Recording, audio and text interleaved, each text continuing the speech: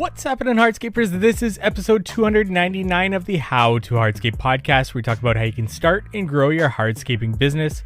And on today's episode, we have Derek Lippert of Quiet Nature. They are at Quiet Nature Ltd 1999 on Instagram if you want to check out their beautiful work. And we get into his story of starting his business and evolving throughout, including getting into some bumps and bruises along the way. Lots of great stories shared by Derek here. But before we get into today's episode, we want to thank our sponsors. Cycle CPA, if you're looking for bookkeeping, accounting, CFO services, reach out to Cycle CPA at cyclecpa.com. Let them know How to Hardscape sent you for money off their services there. And we want to thank Moser. I'm sure you know precision is key in estimating and design, and the Moser 2 Pro is making that easier than ever. This advanced measuring device captures dimensions, elevations, and calculates areas instantly, exporting the data directly into my design software for accurate project mapping. This eliminates manual notes and improves accuracy, saving time and enhancing workflow. If you're looking to upgrade your measuring process, visit Moser.com and use promo code X8Hardscape. That's X, the number 8 Hardscape, or check the link in the show notes. And Knowledge Tree Consulting. George and Peter there are efficiency consultants in our industry, and I've had the privilege of having them both on one episode of the How to Hardscape podcast, and George multiple other times. Always great episodes, and I also got to sit down on a one-on-one with George and went through what they do for businesses, and I left that meeting with a lot of value, so I can't recommend them enough. If you want to learn more about what they do, go to knowledgetreeconsulting.com and get that conversation started with them today. And if you're looking for a software to dive into, check out the How to Hardscape Headquarters software at hthheadquarters.com to help you budget, estimate, job cost, time track, schedule, employee management, courses, and so much more that you can use to train and onboard your employees. Check out the features at hthheadquarters.com. And without further ado, let's get into today's episode with Derek. Today, we're joined by Derek Lippert. He is the owner, founder of Quiet Nature in Ayr, Ontario. Derek, thank you so much for taking the time and joining me here. Yeah, sure. Looking forward to having a conversation. Let's get started to get to know a little bit more about you, yourself, how you got started in the industry, how take it wherever you want, start wherever you want, end wherever you want. But tell us a little bit of backstory about how you got started in the industry. Yeah, sure. I've told the story a bunch of times. I've often do different seminars and stuff like that. So my entry into the industry was through an environmental studies background. I went to college at Sir Sanford Fleming College, a school of environmental studies in Lindsay, Ontario, coming with a background in ecosystem management, and I focused on ecological restoration, so naturalization type work. And that was I graduated in 1998, so it's to me it doesn't feel like a long time ago, but I realize now it is. So that's pretty wild.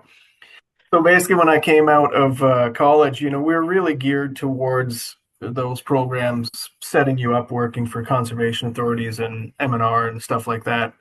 And at the late 90s, I basically was spending, you graduate, and I did fairly well in school. So I thought, okay, wicked, I'll get a job, shouldn't be a problem. And there was just nothing to be had in that field at all. And then when I started writing forest management plans for a tax incentive program, and it was really kind of entrepreneurial. I got the certification so I could write these plans, which saved landowners property tax money, and was writing recreational forest management plans for people. And then they'd submit it and their property tax would get adjusted, and it was all some technical stuff. But that's where I really became obsessed with the plants in the forest. I had to do inventories of the trees, the shrubs, and the understory, everything. And I started seeing this. And so at the same time, it was the summer then of like 1998, and there were massive droughts and grub problems around the city in Kitchener area, and people's lawns were dead and dying and in terrible shape. But then I'm in the forest doing inventory, and the forest floor looks beautiful and lush, and right. So I started digging in. So the business really started as a concept idea purely to design and install lawn alternative landscapes. And being sort of optimistic and naive, I just thought this is a guaranteed, I'm just going to propose this and everyone's going to want to do it. It's sort of I'm skipping ahead a bit, but the one flaw that every business makes is the assumption that everyone will want to buy what you're selling. And it's sort of a fundamental flaw. And I had that right off the start.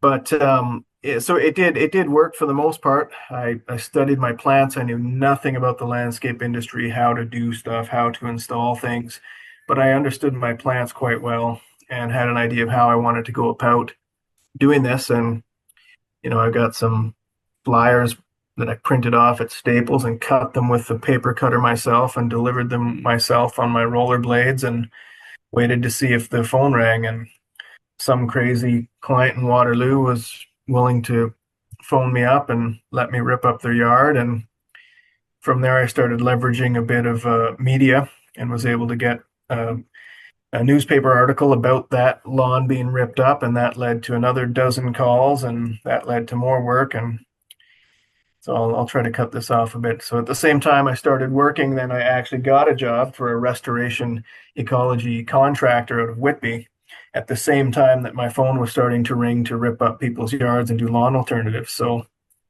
when you're in your early to mid 20s and you have limitless energy, you don't pick one or the other, you do both.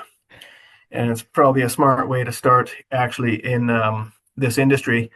So I was working 60 plus hours a week out of Whitby and doing estimates and meetings on the weekends and evenings and finding whoever I could on the weekends and in a Saturday and Sunday ripping up a yard, installing a lawn alternative. And I did that for 3 years and then eventually moved home, dove in, decided to pursue the business. And now 25 odd years later, we've just evolved into a much bigger thing. So that's the start. Yeah. Yeah. It's pretty pure bootstrap and pure hustle. Yeah. Absolutely. Let's start with college. One, was it worth it to set you up for what you do today in quiet nature? And let's start there. Was it worth it? Would you recommend somebody to take a similar kind of study and get into the industry that way? I don't know that it would be essential for getting into the landscape industry and what we've become and pursued. Most really of what I've learned on the restoration side and doing large scale restoration projects was really that 3 years with that other company that I worked for in Whitby, and then doing that sort of work ourselves over the past 20 years. The college was a lot more theory related to that, and it's often not as much real world practical. For me at the time, it was coming out of high school, somewhat aimless, and the program I took was basically the most generalist program possible. It was a bit of urban planning to forestry to heavy equipment. So in that way, it was great because it was just exposure to a wide range of things that many of them have become applicable to this business over the years. But as far as being essential, I mean, in today's day and age, with what you can learn through shows like yours and all other channels on YouTube, hiring coaches and mentors, it just depends what experience you want. And then for employees coming into Quiet Nature, do you look to colleges and stuff to hire those types of people, or are you looking specifically going off what you said there, experience in the industry from jobs that they've had in the past? Both. Yeah. Yeah, bit of both. Yeah. We hire some that are kind of straight out of college in a related program. It really kind of gears their interest. If we have ones who come to us with a similar college background as myself, then they're clearly more into the plant side of things and like our naturalization crews versus someone who's come from a horticulture or landscape program at one of the other colleges or with a bunch of experience or apprenticeship. So You did mention a major flaw in business. Everyone will buy, you think business owners think everyone will buy what they're selling. Have you ever tried to add services to Quiet Nature where that was the case, or was that one specific example that you mentioned earlier with that? oh yeah, yeah. So like in around 2010, so I'm really an entrepreneur at heart, and I have all the flaws of an entrepreneur. You have too many ideas, and you try to implement them all and you do them all half-assed. So around 2010, so the lawn alternative thing sort of grew into lots of other stuff. We started with little walkways, and then that adds to patios, and that adds to this, and then we were doing, much more different than just lawn alternatives. And then my next thought, I found a company out of somewhere in the States or out west that was doing um, all battery operated lawn care. And this is in 2010 before it really took off. And I got obsessed with that idea. I researched everything. I was talking to guys out the States, out west. We were bringing in battery equipment from France because like still no one had stuff here yet. And my thought again, it was like, oh, everyone's going to want this, so let's launch this. It's going to be huge. It's going to be huge in no time. We have to jump on this before anyone.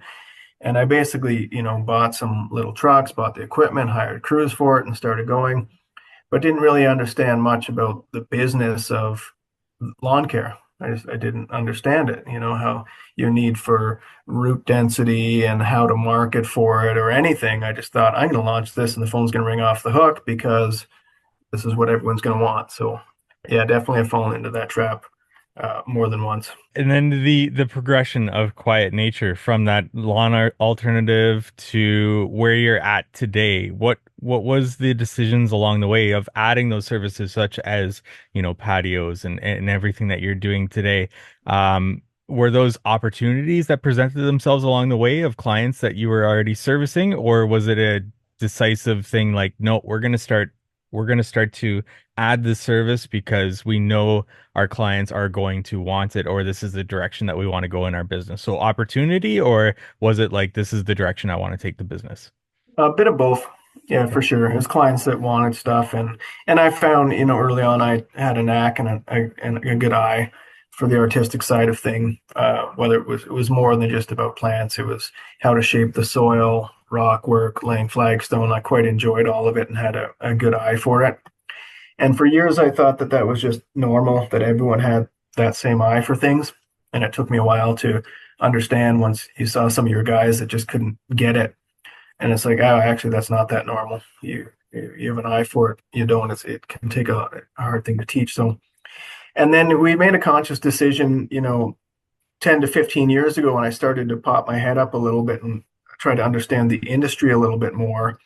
And I looked around, I thought, man, there's a lot of people doing landscape work, but there was no one doing stuff, or very, very, very few doing things the way that I could sort of picture it in my head. Like I didn't see that there was a lot of like high level design, like really creative installations being done. I saw a lot of stuff, and I'm a little bit judgmental, but I thought it all looked gross. Like, so it was off the hop was like, there's a real opportunity here to do something with higher level design, and then also incorporate rather just the lawn alternative aspect, but anything to do with a sustainable landscape bent to it, using natural materials, using some native plants, the rainwater infiltration or harvesting. And we've always sort of shifted towards that way, but that was all conscious to move in that direction for sure. And then today, quiet nature, do you have different divisions for all these different services, or did you drop certain services to focus in on, say, like design build work? What kind of services do you do today, and different divisions that you separate those into? Yeah, so we operate as one division, but multiple crews. So we currently run four crews, and three that would be hardscape DB installation crews, and one, crew lead and a couple crew members are much more focused and trained into our water features and natural swimming ponds, and we have a pool installer on that crew with the plumbing and everything. And another crew that is purely our softscape crew. So they're horticulturalists. They do garden care and garden maintenance, and then do a lot of softscape installations, or lawn alternatives, and new gardens. And then two other quasi generalist hardscape crews that can do any of your stairs, patios, walkways, driveways, all that sort of stuff. So Got it. the interesting thing is we abandoned completely the zero emission lawn care. It just, the other side is we realized we had no one here interested, including myself, in anything to do with lawns. I love the business aspect of, battery operated, but I really could care less about understanding and learning about lawns themselves. And we Got didn't have anyone here that was interested either. So that was a bit of a flaw. Gotcha. But that's where our gardening crew basically grew out of that, So we had that set up, and that really turned into our gardening and garden installation crew. So it Yeah. wasn't a loss, but Going off that, if you did have somebody that was interested in lawns in the business at that time when you were thinking about dropping it, would you have leveraged that person and built it up through that person and held on to that sort of lawn side of thing? yeah, probably. Yeah. Probably. I still think the idea was great at the time and we were ahead of the curve, and now it's, you see full outfitted trucks and trailers that are all battery operated on a commercial scale and everything. And that's sort of what I pictured. But I just got pulled in too many directions. That's the other entrepreneurial flaw, right? I was much more passionate about going down the path with water features and natural swim ponds. So I actually had the choice. I was like, I can either launch this zero emission lawn care or build a natural swim pond and learn from it. And I picked the lawn thing. So then the swim pond had to wait for another 2 years and then did that. And now that we've stuck with and are very, very, very deep into. So it's become a big part of our business now, our water feature installations and the natural swimming pools. Have you gotten better with tempering down that sort of shiny object syndrome of Yes, you've gotten, and how have you gone about that, getting better at that and not wanting to, add more and more to the business? just from getting beaten, too much pain. Yeah. Yeah, yeah. Even like the swim pond thing, it's fantastic, and I'm still insanely passionate about it. It's now a 13-year long rabbit hole that it just keeps getting deeper as I think I get to the burrow. There's more and more and more, and I think if I had known that when I started, it kind of explains to me why very few companies actually excel at doing water features because they're very painful. We were all lied to like 15 years ago. We were told you can build a pond in a day and add it to your business and make all kinds of money. There are so many things that can go wrong, and we've learned them all the hard way. And it's nuts. So I think the pain of that is like, I can't keep adding new things. We need to perfect what we're doing. So our real mission the last 5+ years has been to dial in efficiency and just perfect what we're doing and do more of it. Can you help me out with that? Because I've done one pond and I didn't know what I didn't know when I went Yeah, into it. stop now. Yeah. What was, especially in the early stages of offering water features such as ponds, what were those like learning things that you were able to, build on top of for the next one and the next one after that? I mean, for starters, there's just the array of equipment and options that are out there is just endless, right? So, for one, let's say you can build it without it leaking, which is not likely because we've built a 4-page document that lists about the 40 places that you can get a leak when you build a pond, and so that we can never have a leaking pond again. And crews have to review this and sign off on it before the start of every water feature project over it.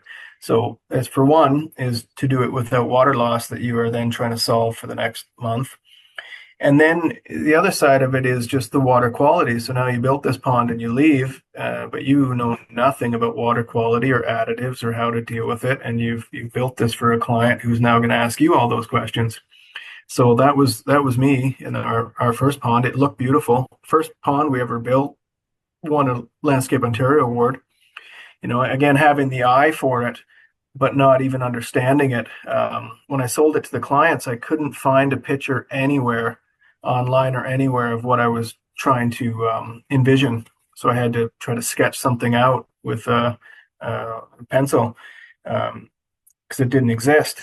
Now, I mean, the degree of artistry in the water feature world the last 10 years has just gone through the roof. Like there's unbelievable stuff being built all around North America, particularly throughout the States. So yeah, as far as what to learn from that first one, it's not even that first one. It's like the first 20, and you're going to learn something off of each one, and they're painful. Like We've had crews that have asked us why we keep doing it. I said, well, I've gone this far, I can't stop. Like we've, like, yeah. Yeah, honestly, my advice for someone who's not into water features and you already have a pretty successful business with other stuff is don't add it. The only reason I was able to is that I could obsess over it myself, and I had enough other good long-term people that were keeping everything else going. So it could almost be like a 10-year experiment, and we had a number of clients that everything always looked great, and we had to go back and troubleshoot and fix, and they were very patient, and they get a good product at the end. But um, what an energy draw to do it, just a massive energy and money draw to get it to the point where 13 years later it's like, okay, wow. Yeah. We want to take a break from today's episode to thank our sponsor, Moser. I'm going to be using the Moser 2 Pro on all my consultations moving forward here. In the past, what I've done is brought a tape measure, measuring wheel, rotary laser level, along with a notepad to write down all my elevations and measurements. In addition to bringing product catalogs and samples, it's a lot to bring on every consultation. It would take me way too long to take measurements and elevations while writing them down on an inaccurate, not to scale drawing on my notepad, and then try to translate those from my sketch to my design software and hope I write those measurements down correctly and in the right place. When I found out about Moser, I knew it would replace all of those tools for my consultations. I recently got my hands on a Moser 2 Pro, which captures measurements, draws, calculates areas, perimeters, volume, elevations, and lays out the entire project on your device. And then you can export it into your design software, and having a working terrain map to begin my designs while also being more accurate in my quoting process. If you want to get your hands on a Moser 2 Pro, use the promo code X8Hardscape. That's X, the number 8 Hardscape at Moser.com, or simply click the link in the show notes. Now back to our episode. Was it the passion that you had for water features that kept you going? Like you mentioned, the I think battery. so. Yeah, because like the battery powered, you dropped it. Why Yeah. why not drop the ponds if it's adding that much grief? It was just passion that kind of drove you through. Yeah, I think so. I Yeah. think so. When it comes down to it, the artistry of it, Yeah. you're playing with rock and rock placement and making rocks speak to each other, and then you're designing something that has movement, which not many things we do can add that to it. And then you're also layering on the plant aspect of it. And at my heart, I'm a plant nerd, and I had spent time harvesting, growing, collecting seed for native aquatic plants for many years. So I have, that aspect to it that drove it. And yeah, just the challenge of well, this could be where some of my college background comes in because it is somewhat linked. Understanding aquatic ecosystems, we studied that a lot, and the company I worked for was called Aquaphyte Remediation. We did a lot of wetland work, so I think it has a bit of its core that goes back further. And layer that on with, I love rocks. I'm happier than anywhere in a big rock quarry. And then the movement of water. So for sure the passion, yeah, long story. Yeah. Yeah. And I love punishment. I'm a glutton for punishment. Do you guys also maintain the ponds? Because that's one thing that I struggled with. I didn't outline with my client like what going forward with that pond was going to look like. Who services it? Do you guys Mm, also maintain the ponds as well? we do now. So for many years we didn't, but I was lucky I had a go-to locally who was Okay. doing maintenance and knew his stuff quite well. And it's a tough one. There's not many companies that maintain them or know what they're doing with maintenance. And I understand why, because it is a very high skill level.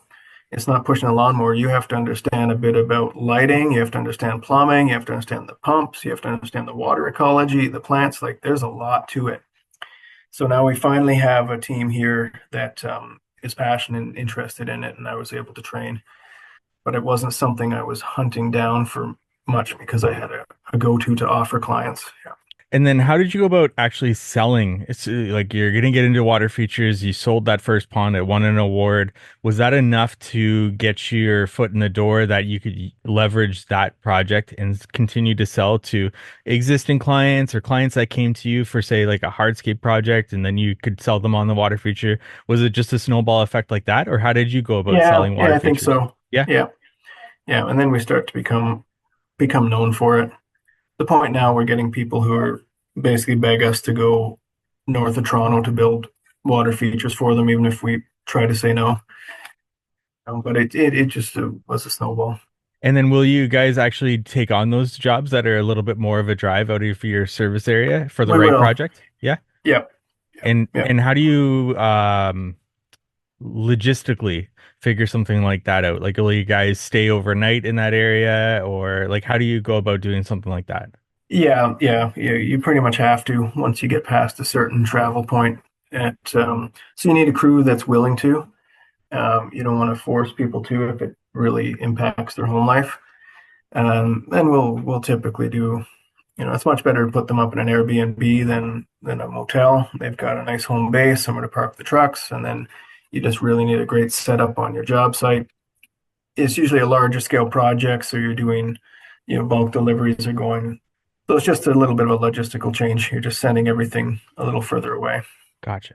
And you did talk about leveraging media when you were first getting started with those lawns Hmm. and more traditional media in that sense. But back in those days, that was the media, the newspapers and everything like that that you Yeah, used. that's right. Yeah, yeah, yeah. How have you done that, moving forward with Quiet Nature from that point in time?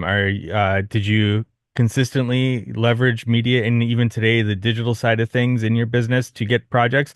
Or is it now like you've got this brand and reputation that you're kind of built over the time and people are finding you that way? Yeah, a bit of that. I mean, for probably a decade, I focused on it, and we got into. We had a goal to try to get into a newspaper or magazine at least once or twice a year. So we ended up landing in quite a bit of stuff. I've really neglected that for probably the past decade. So it's actually something I'm just getting back to putting some focus on. Yeah. Probably the last decade that I've been in the swim pond rabbit hole. I've neglected a lot of things. So, And then today, where are you getting most of your leads from? Is it just at this point like word of mouth with the reputation that you have, or where do you kind of fill well, a out your combination of that, pipeline? and like everyone, still a lot of digital, Yeah. a lot of online. People find our website. So, So somebody calls you up looking for a quiet nature job. How do you qualify that client that they might be a good client that you would want to take on? Whether it's like an initial phone call, email, what kind of questions do you start to ask to see whether or not they fit what you're looking for? oh yeah, yeah. No, we've developed this pretty thoroughly. Um, it starts actually. So most inquiries come through the website. That's probably the case with most people. So we have a fairly thorough contact form. It's not just here's your name and address and click here. We ask a lot of questions on there, and we get a pretty good pulse right off the go if they're a right fit client. We've worked through numerous documents on understanding your right fit or green light client, and ones that are poor fit, and ones that you're not quite sure of. And then we have basically different protocols for shifting them one way or the other. So yeah, so it's a whole series of sort of predominantly canned text that we have that would cover most inquiries we receive, that would filter them out, to make sure they're a great fit, both sort of geography, what they're looking to have done, the way they speak about why they're reaching out to us specifically, whole number of things. So your typical red flag, like it should be, I guess, for anyone, is I'm looking for ideas, looking for quotes. I need to get 3 quotes. This type of stuff are your red flags, and you just start to learn what things you have to refer elsewhere or pass on. And then from there we get sort of through some back and forth and some questionnaires, and it's really about how green they are as a prospect. So if they're shining bright green, they fit check all the boxes. It's sort of like drop everything, get a meeting, get to their house, don't charge a consult fee. There's no point. They're bright green. If they're somewhere in the yellow zone, then it's a few more questions. You know, we have various stages of consult fee days based on the scope of the project. So we lay that out there. That sort of becomes a bit of a qualifier. If they're willing to do that, it makes them a bit more green. What else? We tend to make people do, we're rethinking some of this because this year and last year it's harder to land work. There's less of it out there. So most of this came out of 5 years ago or more when you had to, shed as many as you received, but it's still relevant. Um, so we'd have some other qualifiers. We like to make people do a little bit of homework before we rush out to their yard. So, go take some pictures and send them to us is one thing. If they're willing to actually do a little bit of work rather than just swipe right and give me a quote, right? Making sure that both partners, both spouses are available for the meeting is another little way to test their commitment. Making sure they can meet you during business hours, test a bit of commitment. Just a handful of things that treating you with respect and not like a commodity. And then pretty clearly, when they give you a shopping list that say, hey, I have this, I want this size patio, this many square feet, and I want this many trees, and can you come meet me Saturday morning at 10 a.m.?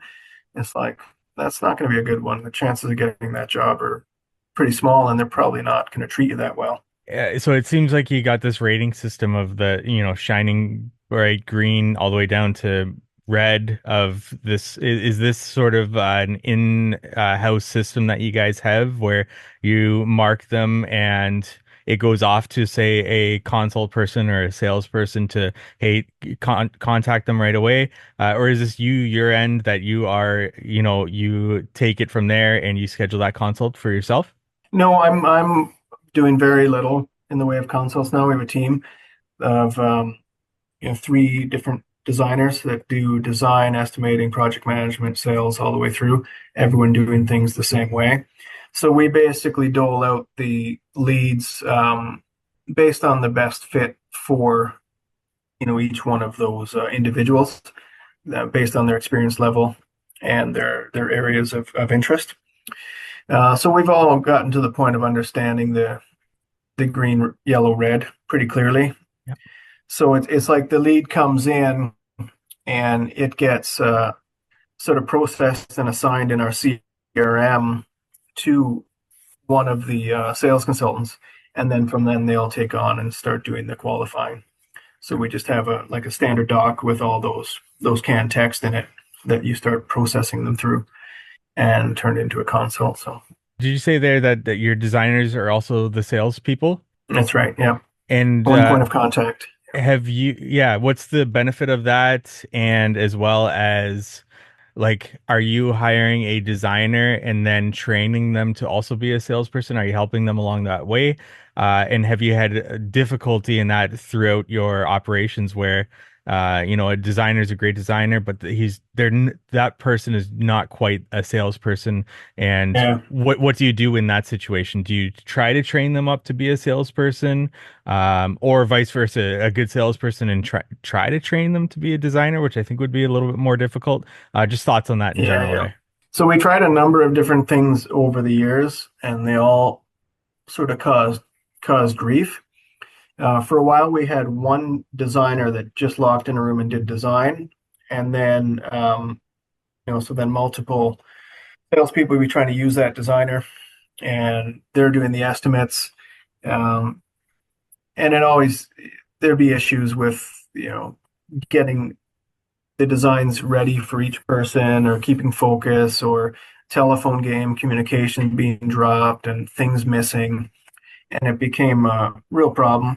We've tried others where someone does the design and estimating and someone is just sales, thinking that might be a good route. You just do the sales and someone else does the design and estimate and you're just the intermediary. And then then you have to figure, well, who rolls it out to the crew, because there's that other piece of it. Is it the salesperson, or is it the designer and estimator, or is it now handed off to a third person that's like an ops manager or project manager? And there's just so much opportunity for drop balls and miscommunication between any of those pieces of information and what the client has asked for. So what we've landed on here, and this is directly working with George from Knowledge Tree, is putting them all in silos.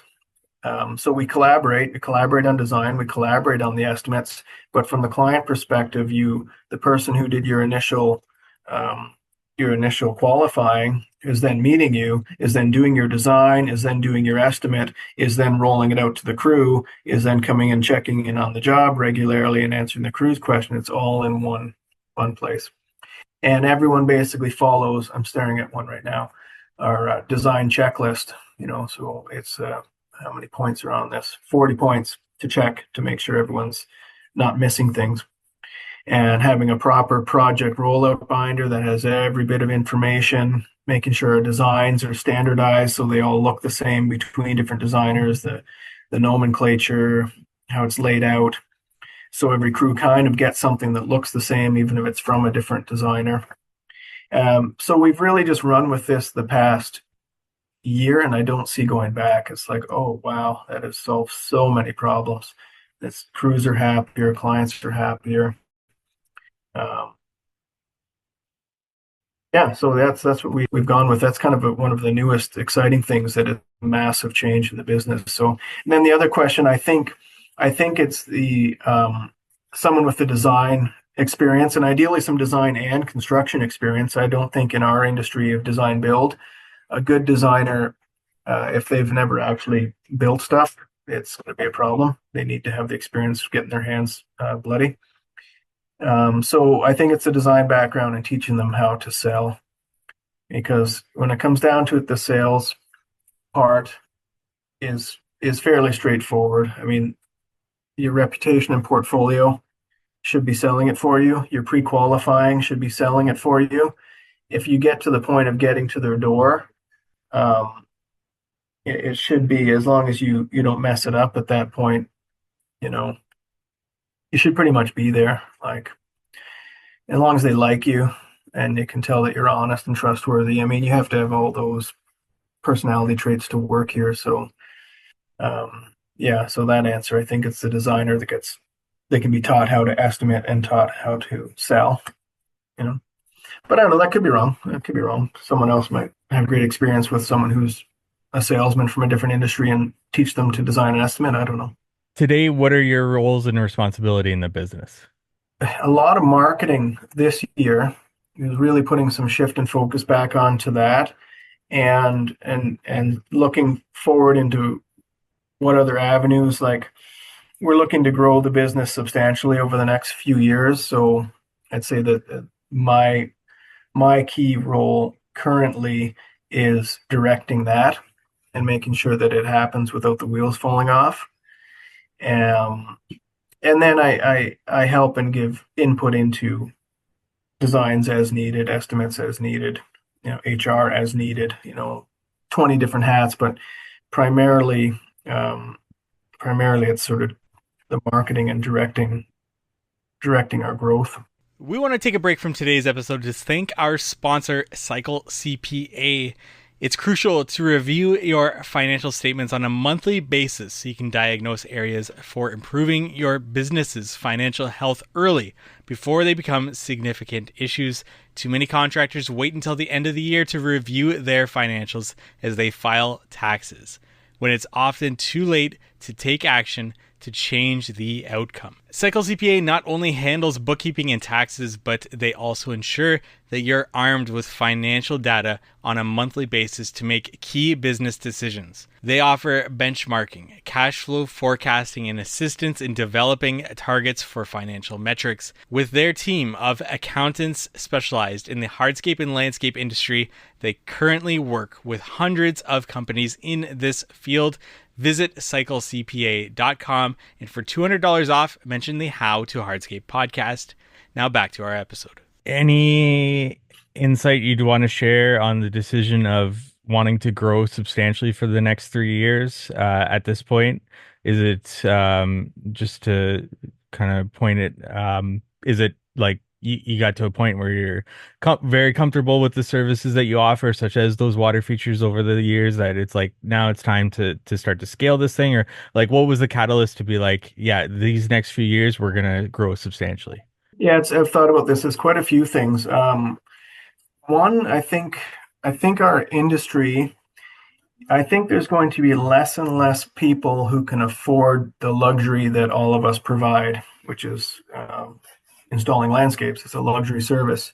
I think the pie is shrinking and is going to continue to shrink, and it will only be the the more wealthy that will afford this sort of stuff. So that being said, they're also going to have everything at their fingertips as far as information and have all the power about choosing who they want to work with. It won't be like 2020, the start of COVID, when you didn't have to work and people just threw jobs at you and you could be shit and you could still land tons of work. I think it's completely flipping and it's going to continue to completely flip.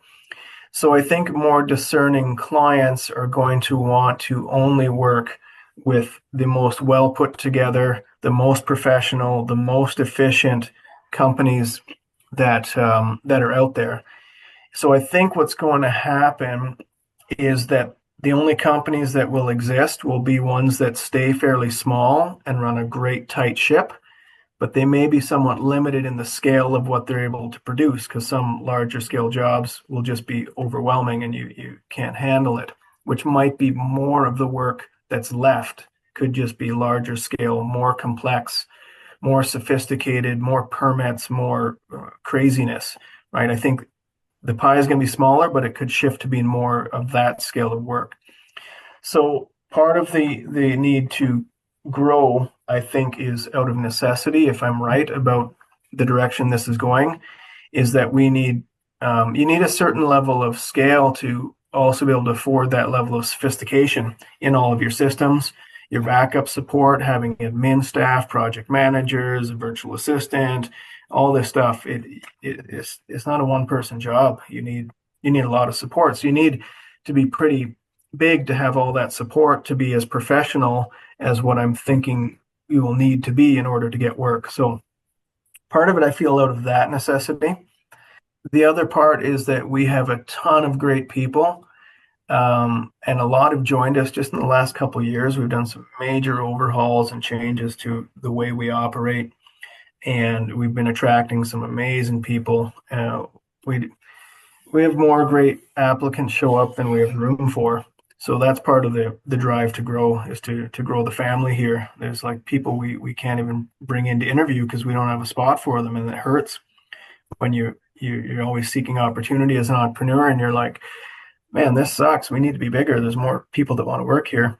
And then it's also the existing people that are here when we do our reviews. And one of the questions is asking them, are they open for growth and more opportunity within the company? And almost everyone here, at least all the great ones, are like, yeah, for sure. Yeah, for sure. So I also feel that pressure that, what's the phrase? If you're not growing, you're dying. You have to create opportunity for the great all stars you have on your team. If they don't see the opportunity, they're likely to move on, and you can't blame them if they want to do that. So that's sort of the two reasons. And then the third is just maybe it's still a bit of an ego thing, but I feel like I've just underperformed. I feel like this thing that we built with this company has always been meant to be more than it currently is. And I feel we finally have the business operation platform that's taken a long time to develop, from how we process leads to how we have our health and safety system, our onboarding system. Like every one of the 63 systems, I feel we're still lacking on a couple, but it's like we have the business platform now that I feel finally confident to be able to scale. So it's like, that's a long answer, but I think it's important for it to be a long answer because most people want to grow because that's what you're supposed to do, or they think that's because the industry promotes it so damn much. Everything's about grow, be big, scale, grow. And I here's my backstory a little further. I bought into that real hard like 7, 8 years ago. And we started going for it because we were getting lots of leads and we were getting lots of work, and we didn't have the systems. We didn't have all A players on the team. We were designing things that our crews didn't have the skills to build. And I've come so close to the wheels falling off. I've come so close to pulling the plug on this multiple times, all because of just growing way too fast, letting the wrong people in the door, taking on the wrong jobs, all because of the allure that this industry throws at you about the big shininess of growing and being big and growing and growing. And I like to be a cautionary tale. I give some talks on this that it's like, be damn careful. It can kill you more than it can make you rich. You need to be so systemized before you start stepping on that gas pedal and thinking you're going to grow. Otherwise, your life is hell and you're working 90 hours a week and you don't know. It doesn't matter. I have some friends who are making great money, but they are ready to throw in the towel. They're just so burnt out. They don't have all the support staff, the right organizational structure, the right systems, and they're just burnt out. And it's like at that point, it doesn't matter, right? So yeah. So the other part, the last one on why to grow, it's because I want to step further and further and further and further away to basically just be an advisor for this company. And I'm not there yet. I still have too many things that I'm relied on, if not on a daily basis, at least on multiple times weekly, certain things that revolve around me. And I don't think you can do that until your company is 5, 7+ million dollar range that you can be as the owner that you're a half day a week. So that's the other quasi selfish side, but I'm getting older, so this is what I want to do. Thank you for that transparency there. And it's obvious that you put a lot of thought in why you should grow there. And I like asking the question of why a lot. Um, Yeah, sorry if what's the answer was too long. No, this is all about you. So feel free to be as long as winded as you want. With going back to that 7 years ago when the wheels were about to fall off, what did you change to start to attract those A players that you feel currently you have versus when you were trying to grow back then and you were attracting the wrong people? Yeah, it's so many things. It's hard to pinpoint. It's you really have to start to look. So just about tracking A players or not, and you have to first ask is, why would someone want to work for you versus someone else? And I look back at some of the people that have been here a long time and still are, and I've asked that question. It's obviously there's a personal bond and connection, and they believed in the overall vision. And a number that are no longer here that have left either stopped believing in the vision or didn't have the drive or couldn't see it, or as we got continued to become more sophisticated and pay more, it also meant that we asked a lot more and a lot more accountability. So every year we have more demands from our staff as far as what they're accountable for and more rewards. And it's a hard realization that some people actually don't like that. They like how it was 10 years ago when everything was easy peasy, seat of our pants, everyone's buddies, and this sort of stuff. Look, that's how they liked it. That's how they came here, and that's what they wanted, you know. And turning into more of a real legit business is not for everyone. So there's that, I think, understanding that you have to have as a business owner. It's like you've heard the phrase of, what got you here won't get you there. And it's also like who got you here won't get you there. And that's a tough one. It's like some people you have a relationship with, they've been with you for a decade, but they can't be on the rest of the journey. And you have to understand that and see that and part ways in the best way possible before it becomes poison and detrimental. And that's a really hard thing for me to get my head around. That's almost just in the last 2 to 3 years out of this 25-year journey. And I think that's one that people have to learn earlier in the business journey, is that right there. And then, so a big change has been that, and just the mental side of it, and really assessing everyone that's on your team and that you're going to build on your team, and being pretty thorough in your understanding that you can only change people so much, and then it's not going to work. You can't fix them. We've had broken type of people here that I've felt so obligated to nurture and fix and change. And it just sucked my life out of me. And you don't get there. Um, and you want to do that as a human, but if it sucks your energy and therefore the rest of the business suffers, and therefore your A players are sitting there not getting any attention, it's really, really bad. So that understanding that there's that side of it, and also that if you want to grow and attract great people, it's like you can only have A players. Like you can't have B's and C's. This is George sitting down with us again, and it's like let's go through every one of your people. Who are the C's? Like they can't be here. You can't have them. And you're kind of like, what? But they're nice or whatever. And he's like, it doesn't matter. This is your business, and they're affecting everyone around them. They're affecting you. Other people don't want to work with them. It's like you can't have C's on your team, even if you like them. You have to wish them well and give them a good reference for somewhere they might fit in. But for what you want, you need all A's, and that's kind of tough. And once you do that and you look through that frame of only A's, then uh, I don't know how it exactly works.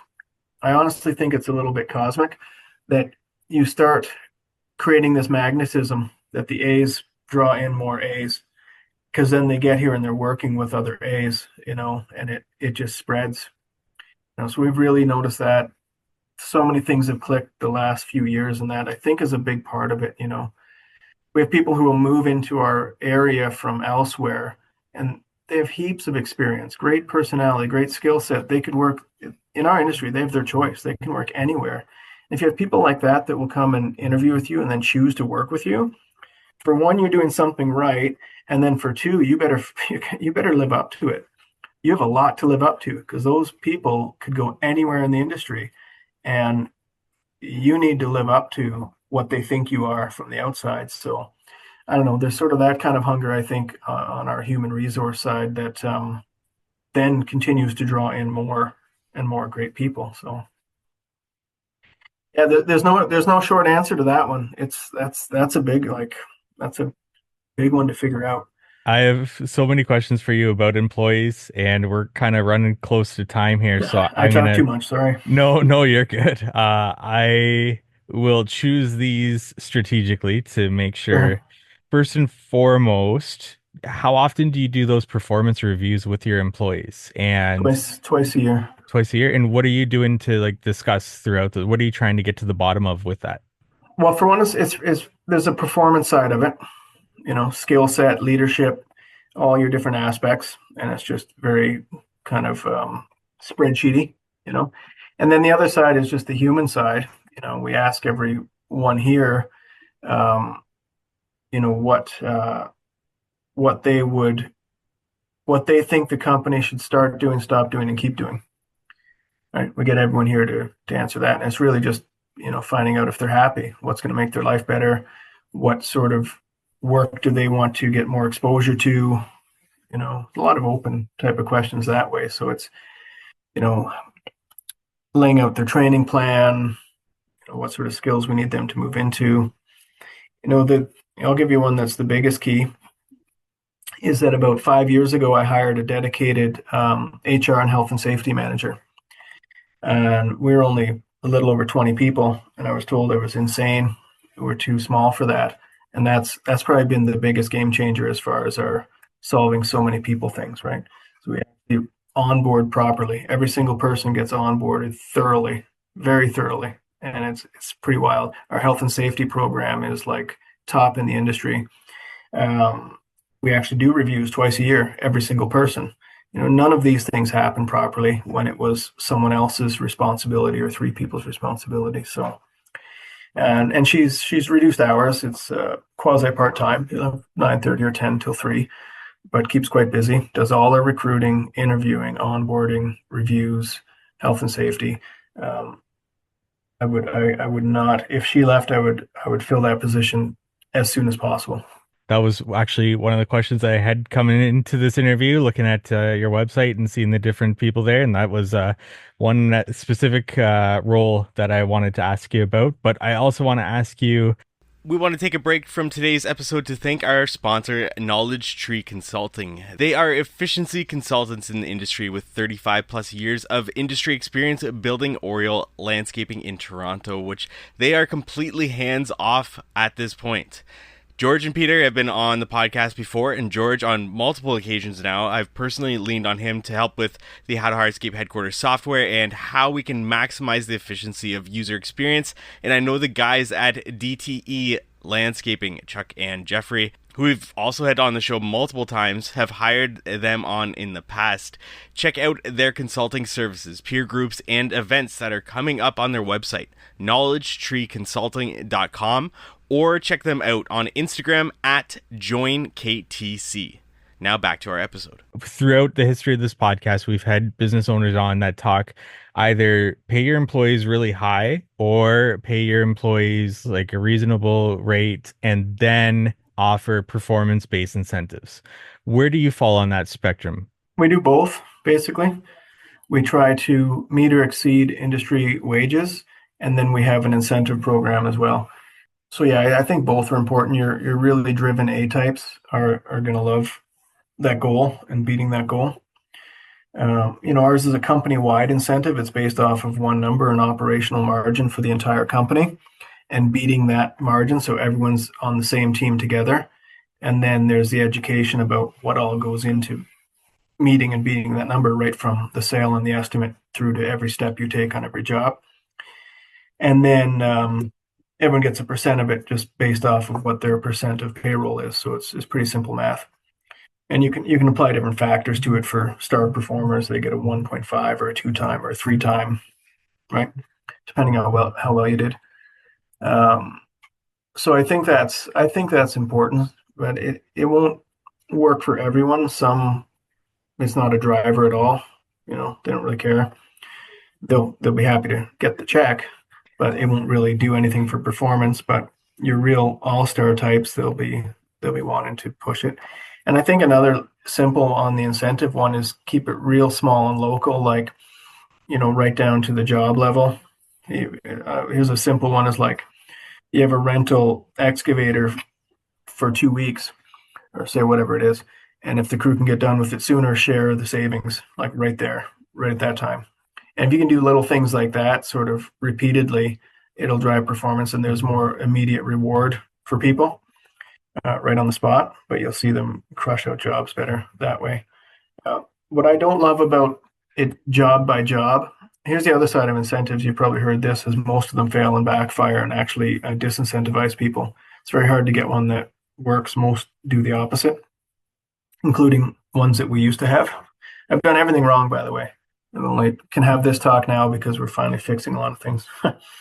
So incentivizing crews job by job, I never loved that idea, because you could pay them for killing jobs first half of the year and then they could tank the second half of the year. Meanwhile, they got all this incentive and the company lost money, so that's terrible. So, Derek, we're getting close to the end of the time. I've got 3 more questions for you, so take Okay. as little or as long as you want with them. I've got all the time in the world, but I want to respect your time here. So, Sure. we're going to take a turn from talking about employees, or perhaps you want to bring up employees with one of these 3 questions. First one, a horror story that you've experienced in your time in business. You've mentioned the growth part of 7 years ago, and that was difficult. Other things throughout this interview, but is there a specific horror story that you've experienced in your time in business that you'd want to share with us here? Yeah, there's a few too many, but I'll keep it short. We do a lot of bid build work. So you have to understand that some large scale general contractors, if you're going to enter that game, you're swimming with sharks, and they're not all. You like to think that everyone is a genuine, honest person, and then you find out the hard way that they're not, and that can be costly and drain a lot of your energy, and you get into fights that you'd rather not get into. So there's that. As you just roll through it. It is what it is.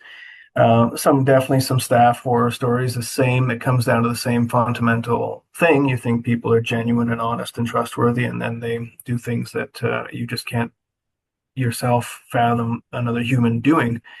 So there's that. So I guess it's being aware that not everyone is thinks or operates the way that you just sort of fundamentally feel that people should. Um, From a construction standpoint, our biggest horror story is building a $100,000 swim pond and putting the wrong people in the wrong positions to build it, and it having so many leaks that you try to find for 6 months and eventually decide to rip the whole thing apart and rebuild it. So, that one's not great and very, very costly. And why I say, if you're starting in water features and ponds and people are thinking about, oh, swim ponds sound cool, I'm going to jump into that next week because I got a chance to quote on one. Yeah, have fun. So, Thank you. Thank you. Have fun. Yeah. Thank you for sharing that there. And what's one thing that you're struggling with right now in your business? It's crazy, but like right now, things just feel really good. Quite literally 2 to 3 years ago, I was assessing all my equipment and how much I could sell it for. And we've just made some real hard decisions and fundamental changes to the business. And I'm not struggling with so much right now. I guess it's really continuing to understand how to achieve the growth we want to achieve the next 3 years and do it in a clear, logical, sustained fashion. I have some good ideas on it, but it's not completely clear yet. So that's probably it. Yeah. Perfect. And then the last question that I ask every business owner, what's one thing you know now that you wish you knew from the very beginning? This can be personal related, business related, but what would you have that's that one thing you know now you wish you knew from the very beginning? I think this is really, I guess, for someone who's maybe just starting. I think it is that the entrepreneurial journey and running your own business, and this industry is very hard. Understand that. I don't think I understood that. There's so many things going against you. It's absolutely terrible. From a business perspective, there's so many things that could be easier. You could sell t-shirts a whole lot easier than everything we have to deal with. So just understanding that it's very hard. You have to have the passion for what you're doing and what you're building, or you won't persevere. And I think understanding that the entrepreneur's journey is as much a journey of self-growth and self-discovery and self-improvement as it is about building a business and making money and feeding your family or attempting to get rich. You have to if you want to do it and keep your head on your shoulders, you have to do a lot of self-work. Eat well, exercise well, meditate, do breath work. Like, I'm talking all the stuff. And, I learned it the hard way, I think, by hitting an absolute wall and then starting to take on all these practices a fair while ago now.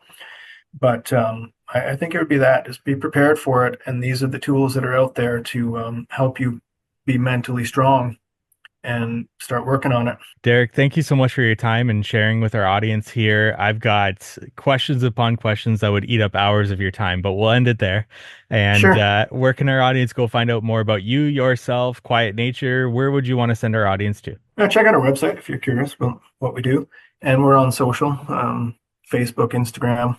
I'm pretty active on LinkedIn as well, if anyone wants to reach out and do stuff there. I'm starting to do sort of like a tip a week of different systems that your business needs to not lose your mind soul.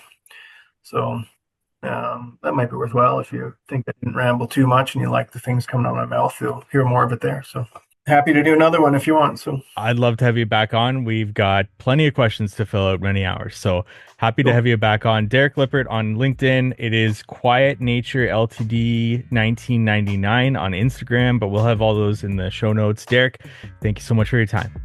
Awesome. Hang in there. Have a good weekend.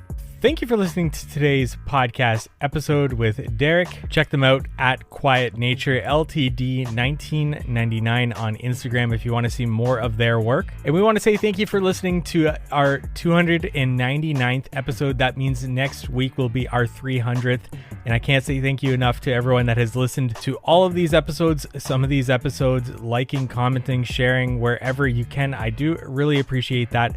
Thank you so much. We wouldn't have made it this far coming in on 300 episodes without you listening to the podcast, suggesting topics, suggesting guests, anybody and everybody that's reached out to me at How to Hardscape on Instagram. I really do appreciate it. And before we leave, we want to say thank you to our sponsors. Cycle CPA, if you're looking for bookkeeping, accounting, CFO services, reach out to Cycle CPA at cyclecpa.com.